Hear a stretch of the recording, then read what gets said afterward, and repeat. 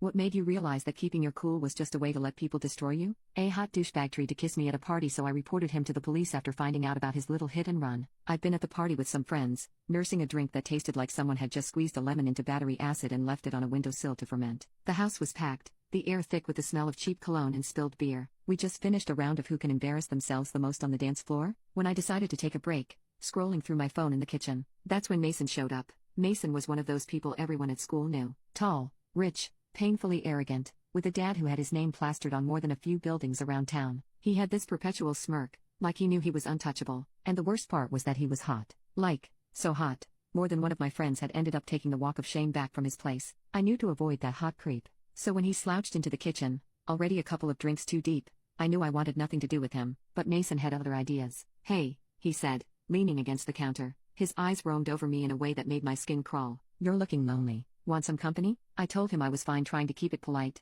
but started to head out of the kitchen and back to my friends. He didn't get the hint. He closed the distance between us, that cocky smile still plastered on his stupid face. "Come on, don't be like that," he said, and I tried not to gag. From the entire whiskey factory he'd apparently drunk. Then, just like that, he leaned in for a kiss I absolutely did not want. I stepped sideways, letting him stumble and catch himself against the counter, which resulted in him spilling his drink and basically throwing his phone on the counter. I swiped his phone for revenge, figuring that as my revenge, at least he'd wake up tomorrow and have to spend a couple $100 on a new phone. I ducked out of the kitchen and unlocked his phone, but it was already open to a group chat. One message in a chat said, "No one can know about what happened with the car. Payments were sent through Venmo. Keep your mouth shut." It didn't take a genius to figure out what that was about. A hidden drum had made headlines a few weeks earlier. A car had smashed into a pedestrian and sped off, leaving this poor 15-year-old hospitalized. The case had gone cold, but now I had a sinking feeling that Mason knew something. I didn't just leave the party and go home to sleep it off. No, hot jerks that think they can just pay everybody off and get what they want,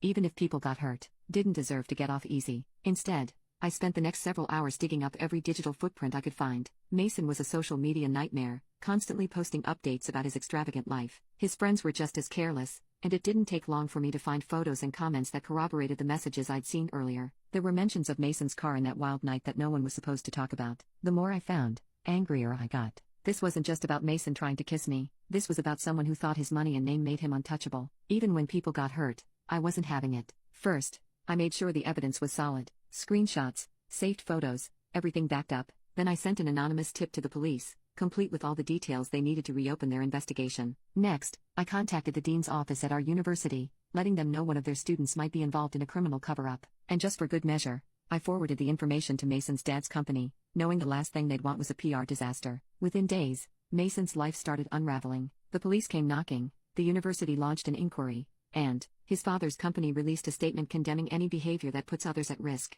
Mason went from golden boy to campus pariah overnight, and his dad's lawyers were working overtime to clean up the mess. A few months later, my friends told me that Mason's dad had cut him off and that he had been suspended pending investigation. My friends asked me if I knew anything, but I just shrugged and sipped my coffee. I'm not usually vengeful, but even I have my limits, and Mason had crossed the line.